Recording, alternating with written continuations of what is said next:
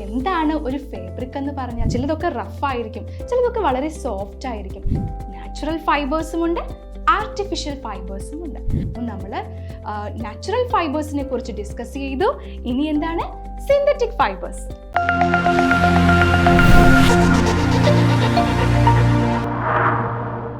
Hi friends, welcome to CCPLUS. ഇന്ന് ഞാൻ പുതിയൊരു വീഡിയോയുമായിട്ടാണ് എത്തിയിരിക്കുന്നത്. ഇന്ന് നമ്മൾ ഡിസ്കസ് ചെയ്യാൻ പോകുന്ന ടോപ്പിക് ഏതാന്ന് നോക്കാം. Fibre to fabric. അപ്പം നമ്മളൊക്കെ ഡിഫറെൻറ്റ് കൈൻഡ്സ് ഓഫ് അല്ലെങ്കിൽ different colours of different varieties of ഡ്രസ്സുകൾ യൂസ് ചെയ്യുന്നവരാണ് അല്ലേ?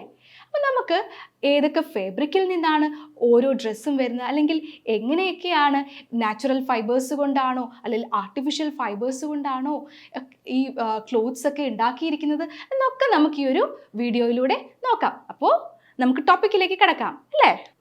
അപ്പം നമുക്കറിയാം, bedsheets, blankets, curtains, table cloths, towels, dusters, ഓരോ ഡിഫറെൻറ്റ് ടൈപ്സ് ഓഫ് ഓരോരോ ഡിഫറെൻറ്റ് ഫാബ്രിക്സ് യൂസ് ചെയ്തിട്ടാണ് ഉണ്ടാക്കിയിരിക്കുന്നത്.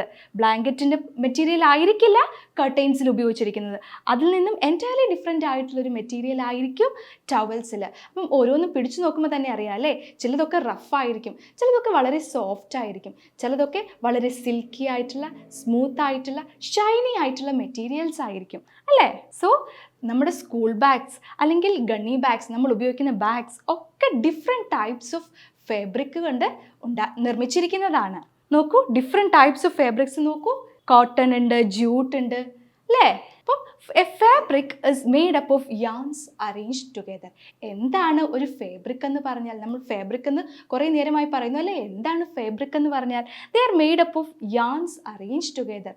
കുറേയധികം യാൺസ് അറേഞ്ച് ചെയ്ത് നിർമ്മിക്കുന്നതാണ് ഒരു ഫാബ്രിക് എന്ന് പറയുന്നത്. The thin strands of thread that we see are made up of still thinner strands called fibers.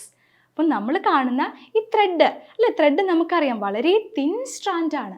ഈ ഒരു തിൻ സ്ട്രാൻഡ് വീണ്ടും ചെറിയ ചെറിയ സ്ട്രാൻഡുകൾ കൊണ്ടാണ് നിർമ്മിച്ചിരിക്കുന്നത്. അപ്പം ഫൈബേഴ്സ് എന്ന് പറയുന്നത് ചെറിയ ചെറിയ സ്ട്രാൻഡുകൾ കൊണ്ടാണ് നമ്മൾ കാണുന്ന ഈ ത്രെഡൊക്കെ നിർമ്മിച്ചിരിക്കുന്നത്. ഒരു ത്രെഡ് എടുത്ത് നിങ്ങൾ വെറുതെ ഒന്ന് അടർത്തി നോക്കിയാൽ നിങ്ങൾക്കറിയാം പിന്നെയും ചെറിയ ചെറിയ തിൻ സ്ട്രാൻഡ്സ് ഉണ്ട്. അതിനെയാണ് നമ്മൾ ഫൈബേഴ്സ് എന്ന് വിളിക്കുന്നത്. Fabrics are made up of yarns and yarns are further made up of fibers. അപ്പോൾ ഫൈബേഴ്സ് കൂടി ചേരുമ്പോൾ, വളരെ വളരെ ഡെലിക്കേറ്റ് ആയിട്ടുള്ള ഫൈബേഴ്സ് കൂടി ചേരുമ്പോൾ എന്തുണ്ടാകുന്നു? യാൺസ് ഉണ്ടാകുന്നു. ഈ യാൺസ് ഒക്കെ കൂടി ചേരുമ്പോഴാണ് ഫാബ്രിക്സ് ഉണ്ടാകുന്നത്.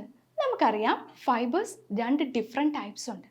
നാച്ചുറൽ ഫൈബേഴ്സും ഉണ്ട്, ആർട്ടിഫിഷ്യൽ ഫൈബേഴ്സും ഉണ്ട്. അപ്പം നാച്ചുറൽ ഫൈബേഴ്സ് ഏതൊക്കെയാണെന്ന് നിങ്ങൾക്ക് അറിയാമോ? കോട്ടൺ ഉണ്ട്, ജ്യൂട്ട് ഉണ്ട്, സിൽക്ക് ഉണ്ട് അല്ലേ?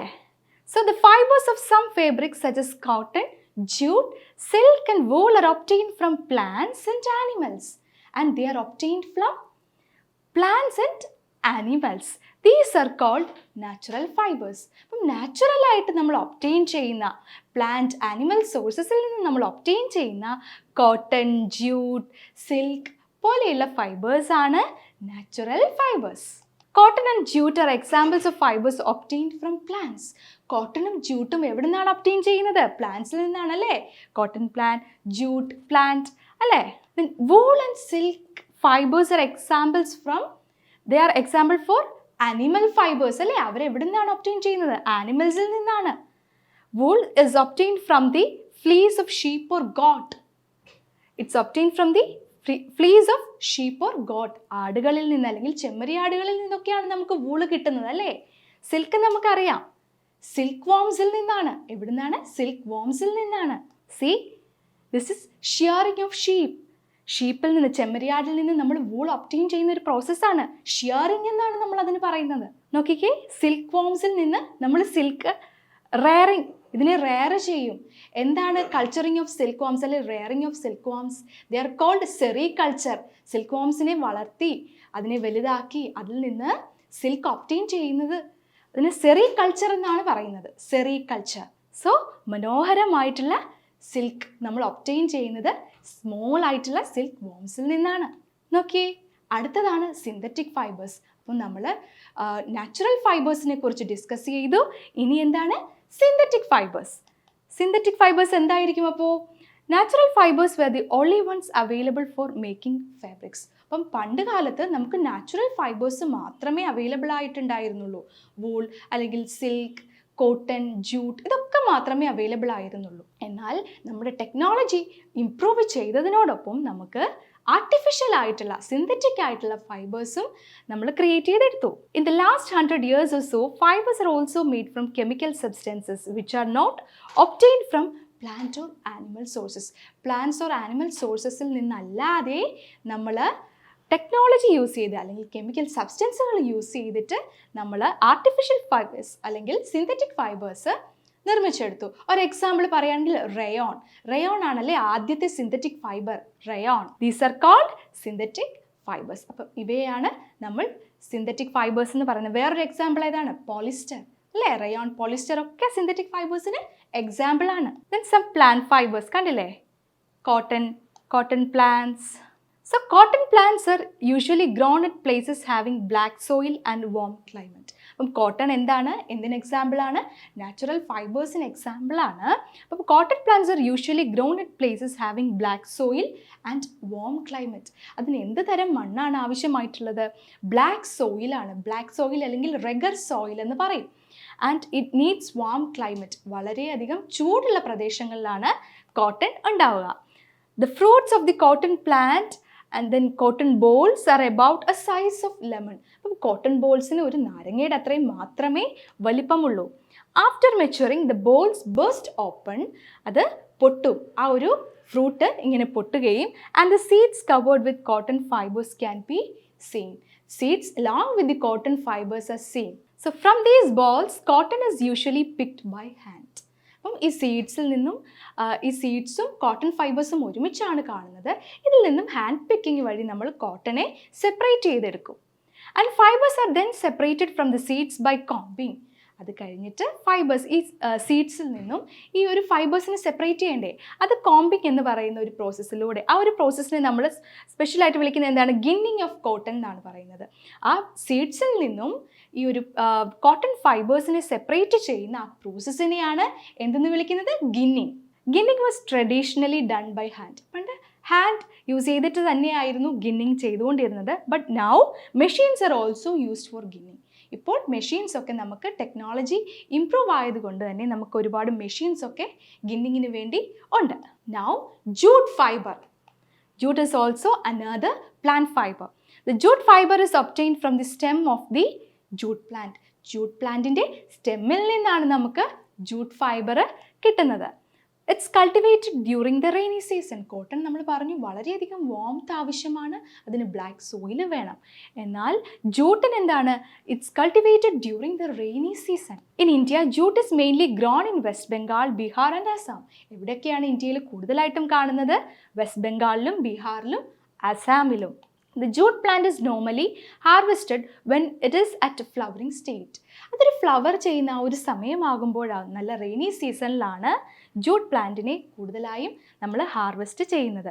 The stems of the harvested plants are immersed in water for a few days. കുറച്ച് ദിവസം നമ്മൾ ഈ ഒരു സ്റ്റെമ്മ് വെള്ളത്തിൽ ഇമ്മേഴ്സ് ചെയ്ത് വെക്കും. And the stems, root and fibers are separated by hand. ഈ stems they'll start rotting and after that the fibers are separated by hand. അതും ഹാൻഡ് യൂസ് ചെയ്തിട്ട് തന്നെ നമ്മൾ ഫൈബേഴ്സിനെ സെപ്പറേറ്റ് ചെയ്യും. See, jute plant. Now the spinning of cotton yarn. So what is spinning of cotton yarn? The process of making yarn from fibers is called spinning. The process of making yarn from fiber is called spinning. In this process the fibers from a mass of cotton wool are drawn out and twisted. കുറേയധികം ഒരു mass of cotton ബോളിൽ നിന്ന് കുറേയധികം fibres നമ്മൾ separate ചെയ്യും, എന്നിട്ട് അതിനെ twist ചെയ്യും. കണ്ടില്ലേ, ഇവിടെ ട്വിസ്റ്റ് ചെയ്യുന്ന കണ്ടില്ലേ? This is how we make yarn from cotton. This brings the fibre together to form a yarn. So spinning is the process of making yarn from fibers. See this picture. It is the picture of a tuckli. What is tuckli? It's a simple device used for spinning. It's a hand spindle, അല്ലേ? It's a hand spindle. പഴയ കാലത്ത് use ചെയ്തിരുന്ന ഒരു traditional ആയിട്ടുള്ളൊരു spinning ടെക്നിക്കാണ്, ഒരു simple ഡിവൈസാണ് takli. And see this picture. It's a picture of charkha. ഈ പിക്ചർ നമ്മളെല്ലാവരും കണ്ടിട്ടില്ലേ, charkha. And it's a hand operated device for spinning. It's a hand operated device for spinning. അടുത്തത് യാൺ ടു ഫാബ്രിക്. അപ്പം നമ്മൾ യാൺ ഒബ്റ്റെയിൻ ചെയ്യുന്നത് എങ്ങനെയാണെന്ന് മനസ്സിലായി. ഇനി how yarn to fabric. There are many ways by which fabrics are made from yarn. The two main processes are weaving and knitting. രണ്ട് main process ആണ്. Okay, weaving and knitting. Weaving എന്താന്ന് നോക്കാം. The process of arranging two sets of yarn together to make a fabric is called weaving. നോക്കിക്കേ, weaving. ഇത് paper strips use ചെയ്ത് weave ചെയ്യുന്ന ഒരു ഡെമോയാണ് കാണിച്ചിരിക്കുന്നത് ഈ പിക്ചറിൽ. So the process of arranging two sets of yarn, രണ്ട് സെറ്റ് യാണ് ഒരുമിച്ചൊരു ഫാബ്രിക് ഉണ്ടാക്കുന്നതിനെയാണ് നമ്മൾ വീവിങ് എന്ന് പറയുന്നത്. And now in a similar manner two sets of yarn are woven to make fabric. രണ്ട് സെറ്റ് ഓഫ് യാൺ വീവ് ചെയ്തിട്ട് നമ്മളൊരു fabric ഉണ്ടാക്കിയെടുക്കുന്നു. The yarns are much thinner than our paper strips. നമ്മുടെ paper സ്ട്രിപ്സിനെക്കാട്ടിലും ഒക്കെ വളരെ ചെറുതാണ് ഈ yarns. And weaving of fabric is done on looms. ലൂംസിലാണ് ഈ വീവിങ് ചെയ്യുന്നത്. അപ്പോൾ two sets of yarn are woven together to make a fabric. ഒരു ഫാബ്രിക് ഉണ്ടാക്കുന്നത് എങ്ങനെയാണെന്ന് നമ്മൾ മനസ്സിലാക്കി. And these yarns are very thinner than paper strips. And weaving of fabric is done on looms. The looms are either hand operated or power operated. Hand operated ആവാം അല്ലെങ്കിൽ power operated ആവാം. See the picture of a hand loom. Now knitting. What is knitting? നമ്മൾ പറഞ്ഞു weaving and knitting ആണ് important ആയിട്ടുള്ള ഒരു പ്രോസസ്സിൽ. അതിൽ വീവിങ് നമ്മൾ കണ്ടു. നിറ്റിംഗ് എന്താണ്? In knitting a single yarn is used to make a piece of fabric. ഒരു സിംഗിൾ യാൺ ഉപയോഗിച്ചിട്ടാണ് ഒരു എൻറ്റയർ ഫാബ്രിക് ഉണ്ടാക്കുന്നത്. A single yarn gets pulled out continuously as the fabric gets unraveled. Socks and many other clothing items are made of knitted fabrics. Socks പോലെയുള്ള things ഒക്കെ, clothing items ഒക്കെ നമ്മൾ knit ചെയ്താണ് എടുക്കുന്നത്. Knitting is done by hand and also by machine. See, this is how we do knitting. So in knitting a single yarn is used to make a piece of fabric. അപ്പോൾ നമ്മുടെ video ഇവിടെ കഴിഞ്ഞിരിക്കുകയാണ്. നിങ്ങൾക്ക് എല്ലാവർക്കും ഇഷ്ടപ്പെട്ടു എന്ന് വിചാരിക്കുന്നു. അപ്പോൾ ഇതുപോലെയുള്ള ക്ലാസ്സസ് നമുക്ക് CCPLUS ട്യൂഷൻ ആപ്പിൽ അവൈലബിൾ ആണ്. അപ്പോൾ നിങ്ങൾ എല്ലാവരും കാണുക. ഇതുപോലെയുള്ള ഒരുപാട് വീഡിയോസ് നമ്മൾ അപ്ലോഡ് ചെയ്യുന്നതായിരിക്കും. അപ്പം അത് മാത്രമല്ല, നിങ്ങൾക്ക് സയൻസ് ഇപ്പോൾ 2 വർഷത്തെ ഒരു ഗ്യാപ്പൊക്കെ വന്നിട്ടുണ്ടല്ലേ. സ്കൂളിൽ 2 വർഷത്തിന് ശേഷമാണ് നിങ്ങൾ പോകുന്നത്. അപ്പോൾ നിങ്ങൾക്ക് സയൻസിൻ്റെ ബേസിക്സ് ഒക്കെ എന്തെങ്കിലും ഡൗട്ട് ഉണ്ടെങ്കിൽ അല്ലെങ്കിൽ പഠിക്കാൻ ബുദ്ധിമുട്ടുണ്ടെങ്കിൽ നമുക്കൊരു ഫ്രീ സയൻസ് വർക്ക്ഷോപ്പ് ഉണ്ട്. എന്നൊക്കെയാണ് ഡേറ്റ് ശ്രദ്ധിക്കുക. 11-ാം തീയതിയും 12-ാം തീയതിയും രാത്രി 7 മണിക്ക് ഫോർ 5, 6 and 7 സ്റ്റുഡൻസ്. അത്രയും ക്ലാസ്സിലെ സ്റ്റുഡൻസിന് വേണ്ടി സയൻസിൻ്റെ വളരെ ബേസിക്സ് ഈസി ആയിട്ട് നിങ്ങൾക്ക് പഠിക്കാവുന്ന രീതിയിൽ നമ്മൾ ഈ ക്ലാസ്സിലൂടെ അവതരിപ്പിക്കും. വളരെ മികച്ച ടീച്ചേഴ്സ് ആയിരിക്കും. അപ്പോൾ നിങ്ങളെല്ലാവരും ഇപ്പോൾ തന്നെ രജിസ്റ്റർ ചെയ്യുക. അപ്പോൾ അടുത്തൊരു വീഡിയോയുമായിട്ട് നമുക്ക് ഉടനെ തന്നെ കാണാം. അതുവരേക്കും താങ്ക് യു.